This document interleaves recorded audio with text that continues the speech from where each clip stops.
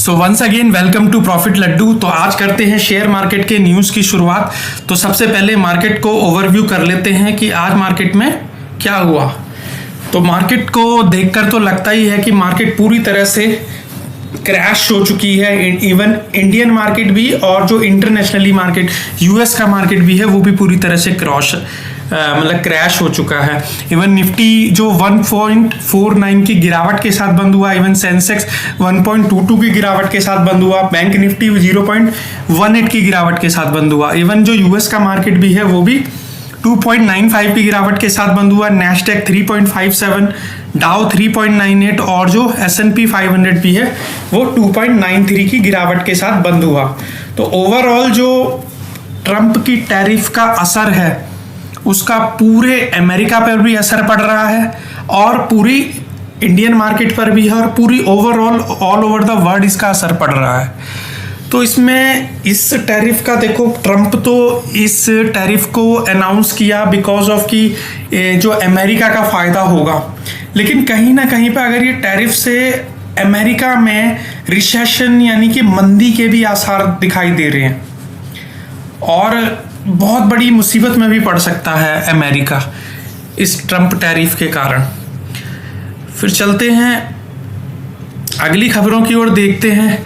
जैसे stock market closes हुआ आज, सेंसेक्स जो 930 पॉइंट की गिरावट के साथ और जो निफ्टी है 22,860 पॉइंट पर बंद हुआ है, जिसमें मेटल शेयर 6% तक डिक्रीज किए हैं, कोलैप्स किए हैं। इवन आईटी सेक्टर भी 3% तक डिक्रीज किया है और आईटी सेक्टर तो कल भी उसके जो शेयर्स थे वो सारे, चाहे वो इन्फोसिस है, चाहे वो टीसीएस है, चाहे वो विप्रो है, चाहे वो कोफोर्ज है, जितनी भी कंपनियां थी सारी की सारी डिक्लाइनिंग ट्रेंड में थी। तो अब यही है, क्योंकि डिक्लाइनिंग ट्रेंड में होने का रीज़न ये भी है कि जो मोस्ट ऑफ द जो आईटी कंपनीज है उनका बिजनेस वैसे भी यूएस से ही चलता है, तो जिस वजह से आईटी स्टॉक को तो झटका लगना था ही था, बिल्कुल ही। ठीक है, फिर इसमें जैसे ये भी दे रखा है कि जो स्मॉल कैप 100 इंडेक्स है वो डाउन था 3.5% करीब। स्मॉल कैप बहुत वर्स्ट था, जो स्मॉल कैप 100 था वो भी वर्स्ट था। इवन अगर आगे चलें तो जो ट्रंप की टैरिफ का उसका जो ग्लोबली क्या इफेक्ट रहा, जिसमें चाइना ने तो क्या किया, ट्रंप ने उसके ऊपर जैसे ही टैरिफ लगाई है वो 34% की ड्यूटी उन्होंने यूएस गुड्स पे भी लगा दी है, जिसमें इसमें यही दे रखा है कि नैस्डैक वगैरह ये कितना गिरे हैं फ्राइडे को 225.1.8 या जो भी है। इवन इसमें क्या लिखा हुआ है और कि China 54%, the European union 20%, Japan 24%, separate 25 tariff on all the foreign made cars also टूक इफेक्ट, उस पर भी काफ़ी इफेक्ट पड़ा। इवन जो इसमें ये भी दे रखा है कि जापान के निकाई भी 225 पॉइंट डाउन है, जो 1.8% की गिरावट के साथ ये भी बंद हुआ है। बाकी पूरे मार्केट में मतलब पूरी तरह से तहस नहस कर दिया है ट्रंप की टैरिफ ने। और जिस तरह से मतलब जो एनालिस्ट है ना, जिस तरह से सोच रहे थे, जिस तरह की खबरें आ रही थी कि कहीं ना कहीं पे जब जैसे जैसे ट्रंप की टैरिफ पास आती जा रही थी कि लास्ट में मार्केट कहीं ना कहीं पे क्रैश कर सकता है, उस चीज़ को भी वो ध्यान में रखने के लिए कह रहे थे और बिल्कुल सही कह रहे थे। यही फ़र्क होता है हम में और एक जो इंटेलिजेंट इन्वेस्टर्स है उन सारे लोगों में। फिर चलते हैं हम अपनी अगली खबर की ओर, जिसमें ट्रंप टैरिफ, इसमें भी यही दे रखा है कि जो फेसिस कर रहा है हीट को टीसीएस, इन्फोसिस या जैसे ऑटो सेक्टर में निफ्टी ऑटो भी काफ़ी कम मतलब डिक्रीज किया, 2.70 की इंडेक्स काफ़ी नीचे था, जिसमें टाटा मोटर्स, इवन जो ये भी कह रहे थे कि जो फार्मा इंडस्ट्री है वो उसको एग्जम्पशन था, लेकिन फार्मा इंडस्ट्री के भी जो शेयर्स हैं इसकी चपेट में आ गए पूरी तरह से। जहां ये सारा मार्केट गिरने लग गया उधर फार्मा इंडस्ट्रीज के शेयर्स भी डिक्लाइनिंग ट्रेंड में रहे। फिर जहाँ पे भी मतलब जो भी चीज़ें एक्सपोर्ट होती हैं यूएस के अंदर, उसमें सभी जगह पे ये देखने को मिला। इवन ये जो सारी कंपनीज हैं मतलब डिक्लाइनिंग ट्रेंड में तो है ही है। इवन इसमें जो potentiality of leading to a job losses बहुत ज़्यादा होगा, प्रॉफिट मार्जिन का बहुत हेराफेर होगा, रेवेन्यू डिक्लाइंस करेंगे कहीं ना कहीं पे। अब चलते हैं अगली खबर की ओर, जिसमें जो ओपेक है यानी कि organisation of petroleum exporting countries, उसने क्या किया है, जो पेट्रोलियम के प्रोडक्शन को बढ़ा दिया है। इवन जो ट्रम्प हैमर्स मार्केट, यानी ट्रम्प ने जो टैरिफ लगाई है उससे मार्केट को नुकसान तो हुआ है। इसी वजह से जो ओपेक है, ओपेक यानी कि organisation of petroleum exporting countries ने अपने एस्केलेट कर दिया है, यानी कि प्रोडक्शन को और ज़्यादा बढ़ा दिया है। इवन पहले तो वो ये देख रहे थे कि बियरिश रखा था उन्होंने फोरकास्ट को, यूएस के प्रेसिडेंट ने उसको अनाउंस किया था अपनी टैरिफ को, लेकिन एकदम से ही उन्होंने ओपेक ने क्या चुना कि उसके जो प्रोडक्शन को प्रीवियस ईयर की तुलना में इस ईयर ज़्यादा का प्लान रखा और उसको लगभग ट्रिपल करने का फिगर रखा। ये क्यों किया ऐसा ओपेक ने? देखो, जो अमेरिका भी है वो भी एक पेट्रोलियम एक्सपोर्टिंग कंट्रीज है। अगर अमेरिका की कहीं से मतलब किसी को देगा ये चीज़ें, मतलब पेट्रोलियम देगा, तो टैक्स लगाएगा, वो देश भी तो उतना ही टैक्स लगाएगा, जिससे कि ये जो अदर कंट्रीज हैं जो एक्सपोर्ट करने वाली हैं उनके लिए स्कोप बढ़ जाता है। अब कोई भी देश अमेरिका से व्यापार करने में 10 बार सोचेगा, क्योंकि अमेरिका इतनी बड़ी टैरिफ लगा रहा है उसके ऊपर। तो जो देश हैं उसका अल्टरनेटिव ढूंढने लग गए हैं कि यार अमेरिका के अलावा और कौन से देश हैं जो हमें पेट्रोलियम इंपोर्ट करा सकते हैं, जिनके थ्रू हम पेट्रोलियम को इंपोर्ट कर सकते हैं। इसीलिए जिनमें जो और देश हैं वो अपने इसके प्रोडक्शन को बढ़ाने पे लगे हुए हैं, इवन 3 गुना करने पे लगे हुए हैं। तो यही इससे आगे जो ऑयल लिंक्ड स्टॉक्स हैं mixed after crude oil prices fall, उसमें भी जो क्रूड ऑयल है वो $70 पर बैरल चला गया है। क्रूड ऑयल का प्राइसेस भी वो भी बहुत क्राइसिस में आ गए हैं, जिनमें कहीं ना कहीं पे ऑयल मिक्स होता है या ऑयल लिंक्ड जितने भी सारे वो हैं स्टॉक्स हैं।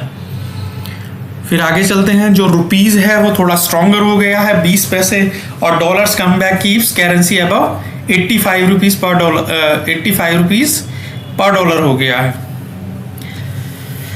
अब क्या करें, ये सारी चीज़ें तो चलती ही रहेंगी। देखो, एक चीज़ है इस मार्केट में, मैं एक चीज़ कहता हूँ, वीडियो थोड़ी लंबी हो सकती है पर बहुत इंटरेस्टिंग होगी।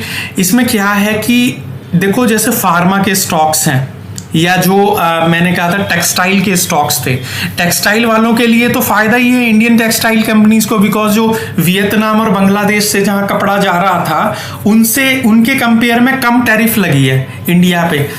तो आराम से जो हमारी कंपनीज हैं, टेक्सटाइल कंपनीज हैं, वो यूएस के अंदर एक्सपोर्ट कर सकती हैं। और फार्मा के अंदर फायदा ये है कि फार्मा के लिए एग्जम्पशन रखा है उन्होंने, जो जैसा था वैसा ही चलता रहेगा। फार्मास्यूटिकल्स में जो कंपनीज हैं लाइक मॉर्फिन फार्मा है, चाहे मार्क्सन्स है, चाहे सन फार्मा है, डॉक्टर रेड्डीज है, सिप्ला जैसी कंपनीज है, या जो अदर कंपनीज हैं ल्यूपिन जैसी कंपनीज हैं, उनको तो फायदा है ही है। तो अभी मतलब मार्केट के सेंटीमेंट थोड़ा नेगेटिव है, इस वजह से उसकी चपेट में और भी सेक्टर्स आ रहे हैं। लेकिन ऐसा नहीं, जब नॉर्मल होगा तो ये शेयर्स दौड़ेंगे मार्केट में, चाहे वो टेक्सटाइल इंडस्ट्रीज के हैं चाहे वो फार्मा इंडस्ट्रीज के हैं। चलते हैं अगली खबर की ओर, जिसमें रिलायंस का जो इंडस्ट्रीज का शेयर्स भी है वो भी 4% तक डिक्रीज कर गया, डिक्लाइन कर गया because of the Trump tariff. क्योंकि यही चीज लगी रही ट्रम्प टैरिफ के कारण। मैं कह रहा हूं ना, एक तो रिलायंस का सबसे बड़ा कारोबार रिलायंस इंडस्ट्रीज का ऑयल और गैस में ही है, ये भी रीजन है। और दूसरा जो मतलब ग्लोबल जिस तरह से सेंटीमेंट चल रहे हैं उनसे ये बड़ी बड़ी कंपनियां तो कहीं ना कहीं पे इफेक्ट होती ही हैं। फिर चलते हैं अगली खबर की ओर, जिसमें निफ्टी मेटल का भी दिया हुआ है। वैसे मेटल का इतना ज़्यादा एक्सपोर्ट नहीं है, पर जितना भी है उससे मैं यूएस के लिए उसका असर थोड़ा बहुत पड़ा ही है, और 5% तक जो निफ्टी मेटल डिक्लाइन किया है। इवन इसमें लिखा भी हुआ है कि तो US tariff of Indian steel and aluminium have no material impact on the India, यानी इंडिया के ऊपर कोई इम्पैक्ट नहीं पड़ने वाला स्टील और एल्यूमिनियम में on India, since we export very less, क्योंकि हम बहुत कम एक्सपोर्ट करते हैं मेटल्स को यूएस के अंदर, क्योंकि यूके वगैरह की मार्केट पे ज़्यादा फोकस करते हैं मेटल वगैरह के लिए। फिर चलते हैं हम अगली खबर की ओर, जिसमें मैंने कहा ना जो फार्मास्यूटिकल कंपनीज हैं वो भी इस उथल पुथल में मतलब जो नेगेटिव सेंटीमेंट्स है इसकी चपेट में आ गई हैं, और आधी से ज़्यादा कंपनियां, जितनी भी अच्छी कंपनियां भी हैं जिनके जो फंडामेंटल्स से काफ़ी स्ट्रॉन्ग हैं, काफ़ी मतलब लॉन्ग टर्म और शॉर्ट टर्म दोनों ही ट्रेंड काफ़ी बुलिश थे, फिर भी वो गिरी, आज डिक्लाइन की because of this Trump tariff, क्योंकि इसका असर चारों तरफ ही हुआ और निफ्टी फार्मा भी लगभग 6% तक डिक्रीज रहा, डिक्लाइन ट्रेंड में रहा। इवन जैसे ये health care down, index down 3.4, इन मार्केट में प्रेशर था जिसकी वजह से ये सारी चीज़ें नेगेटिव चीज़ों में बदल गई। उसके बाद में जो डोमेस्टिक मार्केट था जिसका लिंक भी नहीं था इंटरनेशनल मार्केट से या यूएस से, जैसे HDFC बैंक, मैसडॉक या Bajaj finance, DMart, UltraTech cement वगैरह भी, तो उनके लिए भी उसमें भी स्लाइटली लोअर देखा गया वीकली एक्सपायरी की वजह से, तो इस वजह से भी थोड़ा सा था डाउन ट्रेंड। और भारत इलेक्ट्रॉनिक्स का देखें तो उन्होंने भी एक कॉन्ट्रैक्ट साइन किया था 593 करोड़ का एयरफोर्स के साथ में, और फिर भी जो शेयर्स आज डिक्लाइनिंग ट्रेंड में रहा because of the negative sentiment, Trump tariff. Even HDFC banks में ये थोड़ा पॉजिटिव रहा एक ये शेयर, इसमें क्या था कि जो डिपॉजिट इंक्रीज हुआ है 14% तक, इवन ग्रॉस एडवांटेजेस ग्रो किया है 5.4% तक Q4 में। तो इसी के साथ करते हैं वीडियो की समाप्ति। अगर आप चैनल पर नए हैं तो प्लीज़ सब्सक्राइब माय चैनल, और पुराने हैं तो please like my video and share my video.